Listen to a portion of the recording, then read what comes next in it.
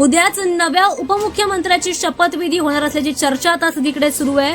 उपमुख्यमंत्री अजित पवार यांच्या निधनानंतर आता नवीन उपमुख्यमंत्री कोण होणार याची चर्चा सगळीकडे सुरू असताना छगन भुजबळ यांनी मोठं वक्तव्य केलंय। या पार्श्वभूमीवर राष्ट्रवादी काँग्रेसच्या गटामध्ये मोठ्या हालचाली सुरू आहेत। उद्या मुंबईमध्ये आमदारांच्या बैठकीचं आयोजन करण्यात आलंय। याच बैठकीमध्ये उपमुख्यमंत्री पदाच्या निर्णय होण्याची शक्यता दिसून येते। याबद्दलची माहिती छगन भुजबळ यांनी दिली आहे। या व्हिडिओमधून त्यांनी काय म्हटलंय बघूयात। मी त्याच्यामध्ये होतो, आपला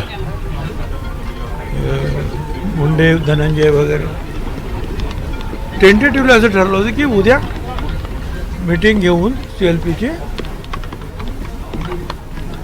सुनेत्रा ताईंचे जे आहे नाव आपण CLP लीडर म्हणून फायनल करायचं आहे।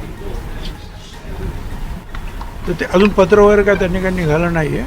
कशासाठी थांबलेत, कारण कदाचित जे आहेत दुखवटा वगैरे असतो, सूतक असतो, मग 3 दिवसानंतर ते बाहेर पडणार का 10 दिवसानंतर सम टेक्निकल काहीतरी प्रॉब्लेम आहे।